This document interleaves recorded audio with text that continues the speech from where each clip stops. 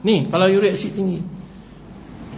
Semua ahli kaji dalam bidang perubatan, semua dalam dunia ni, yang Islam, yang tidak Islam, mengakui bahawa gula adalah bapa kepada segala penyakit. Dia duduk di samaran. Saya cakap benda ni di semua kuliah saya. Tuan-tuan kena buat keputusan untuk tinggalkan dia, sebab dia duduk di samaran. Bila duduk di samaran, kita nak jaga agama pun susah. Anak kita lagi susah. Dan dengan burger dia telan, dengan hotdog dia telan, KFC dia telan. Susah. Tanda susah, senang ya. Subuh tak boleh bangun, tak boleh jaga agama. Subuh tak boleh bangun tu tak boleh jaga agama. Hutang kita baca hadis Nabi Muhammad SAW, barang siapa yang menegakkan solat, dia menegakkan, dia menjaga agama. Barang siapa tak solat, dia meruntuhkan agama. Ni bab makan nombor 4 permakanan sunnah Nabi Muhammad SAW. Jadi apa nak ganti? Nak ganti apa? Kena ghostan tuan-tuan. Tengok dia moyang-moyang nenek kita makan apa. Bukankah mereka dulu makan gula merah? Gula yang diperbuat daripada air nira, nira nyok tu, kan? Lepas ada mayang nyok tu, dia potong situ, ambil nira. Nira ni boleh ambil kalau betul-betul buat 2 kali sehari boleh ambil, pagi dengan petang. Lepas tu masak dia sampai jadi beku. Kalau rajin tumbuk-tumbuk, blend sampai jadi gula pasiang warna merah lah. Tu orang dulu makan tuan-tuan. Gula merah lagu tu tuan-tuan. Gula merah masuk dalam makmal, kita buat kajian, tak ada 1% pun gula jahat. Gula sukros yang saya sebut tadi tu, dalam gula merah 1% pun tak ada. Itu sebab orang dulu kita jarang dengar orang kencing manis. Orang dulu moyang-moyang ni hidup sampai 100 tahun lebih umur dia, sakit tak ada. Saya pergi di selatan Thailand, satu pekan kecil. Lepas jemput saya pergi sana. Saya pergi sana lah. Lepas jamu saya teh, ayak teh. Saya tengok ayak teh tu setengah gula. Setengah ni gula, setengah ni teh. Alamak, macam mana? Tapi bukan gula pasiak, gula pokok tar. Sana panggil pokok tar. Kalau sini kita panggil pokok kelapa laut. Bisa tengok tak pokok tu? Ada kot sini kan, tapi tak banyak lah, tempat mereka banyak. Jadi dia buat gula tu daripada gula tar. Saya minta air panas. Sebab apa? Manis sangat, kena tambah air panas. Kemudian lepas minum, dia minta tolong suruh cek darah tinggi, kencing manis. Penduduk kampung lebih kurang dalam 20 orang. Saya kata, habis ni kalau cek kencing manis semua tinggi ni. Tuan-tuan tahu tak apa jadi? Saya cek, seorang pun tak ada kencing manis. Seorang pun tak ada kencing manis. Dia makan gula setengah gelas, tapi seorang pun tak ada kencing manis. Pasal apa? Dia makan gula yang tak ada sukros, tak ada gula jahat. Kena tipu kita tuan-tuan. Saya buat kajian, tuan-tuan boleh tanya ahli-ahli kajian saya. Di belakang tu ada 2 orang ahli saintis yang ikut saya sekali. Bila kita buat kajian, ya Allah, seolah-olah ini satu senjata sulit daripada musuh Islam. Kita makan bukan kata penyakit saja mai. Kedua, rohani kita jadi rendah. Rohani kita, kekuatan kita, dia rohani tinggi ni tuan. Sebut nama Allah ni nikmat, lebih nikmat daripada segala-galanya Allah. Tapi kerana dalam darah kita ada benda kotor, sebut nama Allah seperti mana sebut nama orang, tak ada apa-apa. Sedangkan kejayaan Islam, musuh boleh kalah dengan kerohanian, bukan dengan kekuatan, kerohanian. Tuan-tuan tahu tak, saya pergi berjalan di museum. Boleh cerita lagi ke? Saya berjalan di museum, ada 7 museum di Surabaya. Surabaya ada 7 museum. Salah satu museum ditunjuk bagaimana kekalahan tentera perikatan pada tahun 1946. Bila Indonesia isytihar kemerdekaan, dia isytihar tu dia tak dapat restu Belanda. Belanda marah, dia pakat habis tentera perikatan. Belanda, UK, United Kingdom, Australia, New Zealand, semualah dengan Amerika mai serang Surabaya. Pasal apa? Dia isytihar kemerdekaan tanpa kebenaran Belanda. Bila lepas perang, orang Islam kita lawan, ulama-ulama kita turun, hak kapal terbang yang duk terbang tu, ni dalam muzium ni, salah satu muzium di Surabaya. Yang terbang, dia buka serban, dia tibai sekali, habis kapal terbang. Tak kena pun, dia tibai lah. Jatuh kapal terbang. Yang kapal-kapal laut yang luar banyak-banyak tu, ambil pasiak, baca doa, baling. Habis kapal lepas. Tentera yang berjaya mendarat di lembing dengan buluh runcing. Lari 1946, lepas lari, lepas kalah tuan-tuan. Tapi lepas tak masukkan dalam sejarah lepas. Tutup, tapi sejarah tu ada lagi. 1946 di salah satu muzium di Surabaya. Dan kampung ulama yang terlibat menentang tentera perikatan tu, kampung tu sampai hari ini kerajaan Indonesia tak kenakan cukai pada mereka kerana mengenangkan jasa mereka menurut masa mereka tu. Hebat tak hebat orang Islam? Kekuatan kita rohani. Lepas tahu, pasal tu lepas buat makanan-makanan samaran banyak-banyak supaya kita ni tak kuat.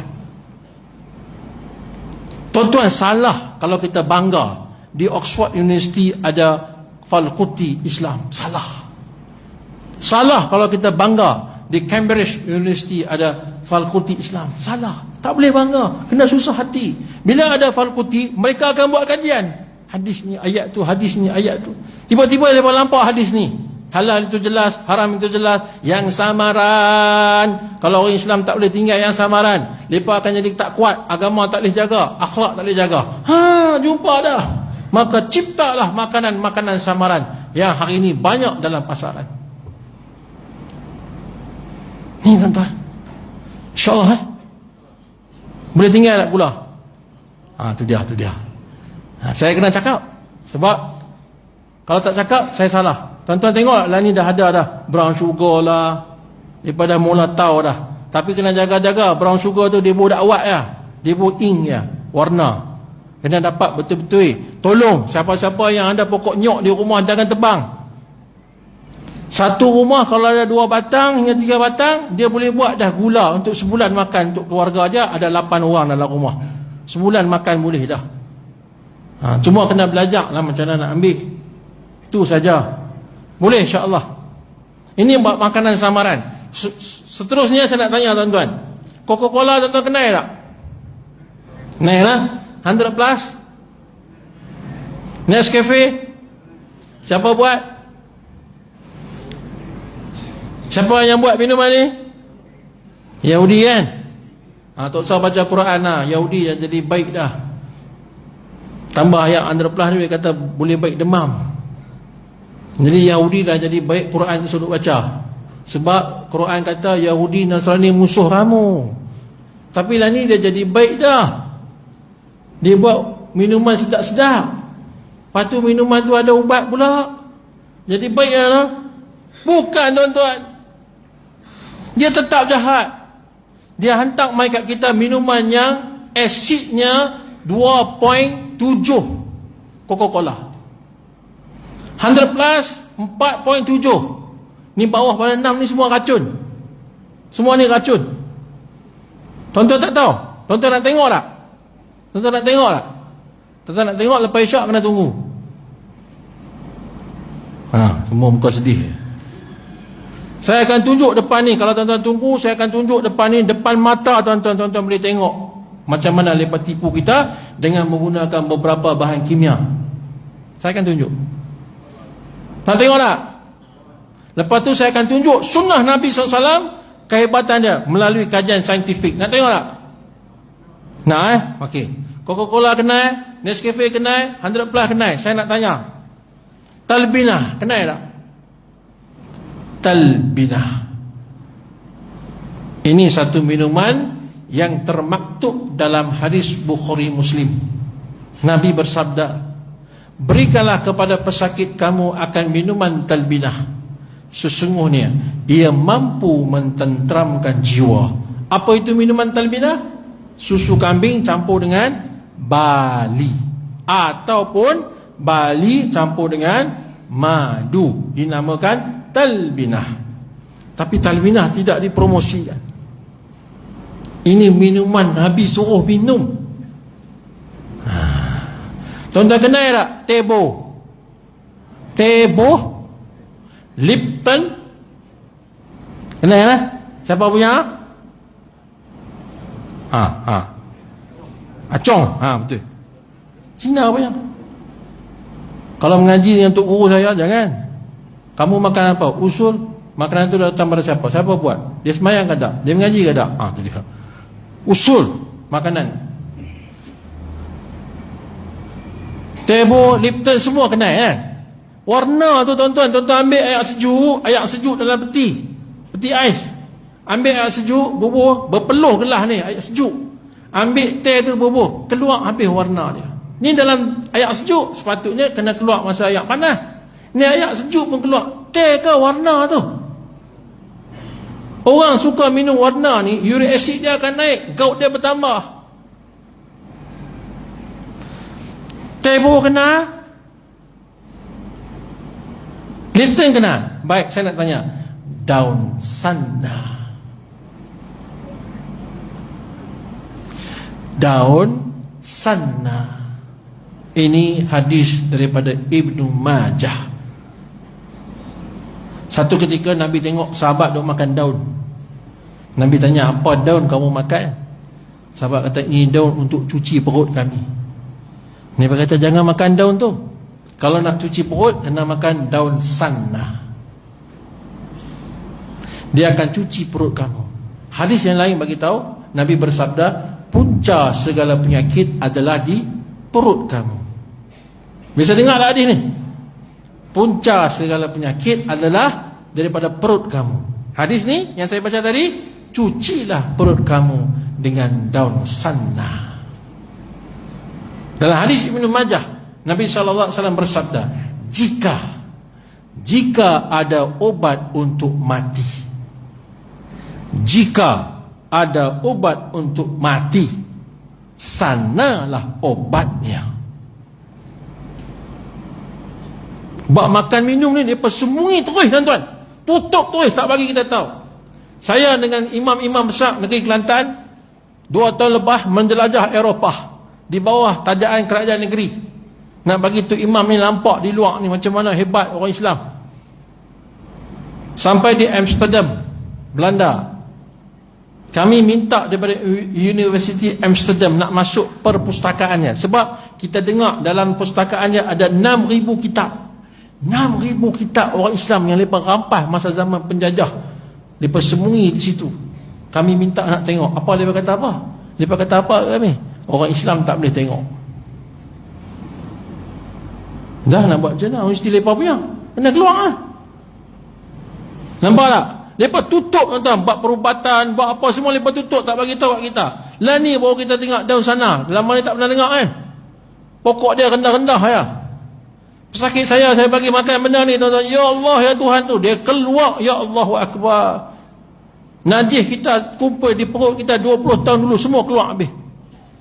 Berkeping-keping macam besi karat. Bila keluar penyakit di perut, tak ada lah najis di perut kita. Kita ambil makanan sunnah yang lain, jadi sihat tuan-tuan. Sebab Nabi kata, punca segala penyakit di perut kamu. Tuan-tuan minta maaf kalau saya suluh tengok tuan-tuan punya usus, saya boleh tahu tuan-tuan sakit apa. Masuk kamera tu tengok hitam dalam tu, itu tanda tuan-tuan uric acid banyak. Darah tinggi ada, kolesterol ada, gout ada. Kalau masuk tengok merah-merah, lemak banyak, kencing manis tinggi. Dia kalau kita suluh usus kita, keliling dalam usus tu tuan-tuan, lampak asal usus dan lampak saraf-saraf, urat-urat dalam usus. Itu usus yang bersih. Tuan-tuan, Nabi bagi tahu, cucilah perut kamu dengan daun sana. InsyaAllah lah. Ya, ni sakit gigi teruk-teruk, anak-anak cucu kita sakit gigi kok. Talbina 5 minit ya. Dia duduk sakit tu, bagi minum 5 minit. Masa tu lebih kurang 5 minit hilang sakit gigi tuan-tuan. Tuan-tuan nampak tak Islam ni penyelesai masalah dunia akhirat? Nampak tak dah ni? Nampak tak? Itu bab makanan. Banyak kalau saya nak sentuh ni, banyak. Bab kita makan salah dah tuan-tuan. Nanti lepas isyak saya akan tunjuk. Saya ada ayat Coca-Cola, saya ada 100 plus, saya ada ayat Zam-Zam, saya ada madu, dan saya akan tunjuk macam mana eksperimen. Tuan-tuan tolong tunggu. Korban sikit. Lepas ni esok cuti lah, tak apa, nak tidur sampai esok pagi, sampai lusa pun tak apa. InsyaAllah Yang terakhir sekali tuan-tuan yang dimuliakan Allah Ta'ala, berbekam. Berbekam dan al-fashdu. Berbekam dan al-fashdu. Bekam ni tuan-tuan tahu dah. Cuma saya nak bagi tahu di sini kena bekam cara sunnah, iaitu kena toreh. Toreh. Ya, bukan cocok. Cocok ni acupuncture, cara orang Cina. Cara kita hijamah, dalam bahasa Arab dipanggil hijamah. Hijamah ni toreh. Toreh dan hisap. Toreh dan hisap. Ini bagi betul bekam lagu mana. Yang kedua tadi sebut al-fashdu. Al-fashdu ni buang darah. Bila nak guna sistem al-fashdu ni, ketika orang nak kena stroke. Orang nak kena stroke lagu mana? Dia cakap telo. Kita jumpa kawan kita, kalau cakap telo, cepat-cepat tu nak kena stroke dah. Cek sejarah dia, dia ada darah tinggi pula, dia ada kolesterol tinggi pula. Cakap telo, cepat-cepat tuan-tuan. Kalau rasa lembek tangan kaki tu, dialah stroke tu. Kebah-kebah tu jaga. Apa nak buat? Cara Islam dia guna al-fashdu. Ini Nabi ajak tuan. Cucuk di 10 jari kita dengan jarum. Jarum hak cucuk tu lah, ada lubang tengah tu. Jangan ambil jarum jahit baju tu. Tu tak boleh. Jarum yang hak cucuk orang tu, di lubang tengah tu ada. Cucuk di 10 jari kita ni, darah keluar. Darah keluar macam air pipe dia keluar tu, tadah sampai 1 gelas. 1 gelas tu cukup, jangan lebih. Kalau lebih mati. Ini saya cerita, tapi jangan buat. Nak buat kena belajar. Jangan buat, nak buat kena belajar. Jadi cukup 1 gelas, berhenti. Lepas tu hak luka di jari ni, ambil madu, tutup. Baca surah Masad. Tabbat yada abi lahabin wa tabba. Semua jari ni, dia berhenti darah. Stroke tak jadi. Saya main ni hari ke-12, hari ke-13 dalam safar saya daripada Johor sampai Jitra. Ni tak balik rumah lagi ni. Esok baru nak balik rumah. Tuan-tuan nak ikut saya? Belajar kena lagu tu lah bertahun-tahun.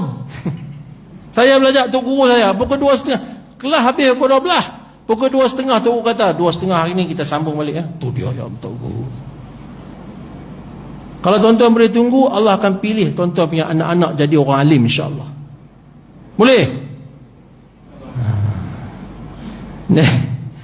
Jadi saya jumpa ustaz kawan saya di Kuala Lumpur, di Ulu Langat. Bukan, di Rengit, Johor. Bila saya cerita al-fashdu ni, dia cerita kat saya, betul dia kata. Dia kata kawan saya satu ketika depan saya nak jadi stroke, nak haikot lah, kaki tangan tu nak haikot lah. Tiba-tiba dia jatuh. Dia stroke, tak boleh nak buat apa, jatuh lah. Jatuh, tangan tu kena benda tajam. Bila kena benda tajam, darah keluar macam air pipe. Keluar tu darah, dia yang duk haikot nak kena stroke, tak jadi stroke. Saya kata, ustaz, ilmu ni tutup dah, Yahudi tutup dah. Tapi Allah Maha Kaya. Allah nak bagi ustaz ilmu, Allah bagi kemalangan. Allah bagi satu orang jadi kemalangan, kita boleh belajar. Ini kayanya Allah Ta'ala. Lepas tutup, lepas tak mau kita tahu benda ni, tapi Allah boleh bagi tahu dengan berbagai-bagai cara. InsyaAllah tuan-tuan. Yang penting kita punya tauhid dengan Allah kena kukuh. Jadi tuan-tuan yang dimuliakan oleh Allah Ta'ala, 5 perkara ni, kalau kita nak jaga kesihatan, nak jaga, nak rawat penyakit yang kita ada, 5 perkara ni tuan-tuan kena amal. Pertama, kalimah thayyibah. Saya terang dah tadi. Yang kedua,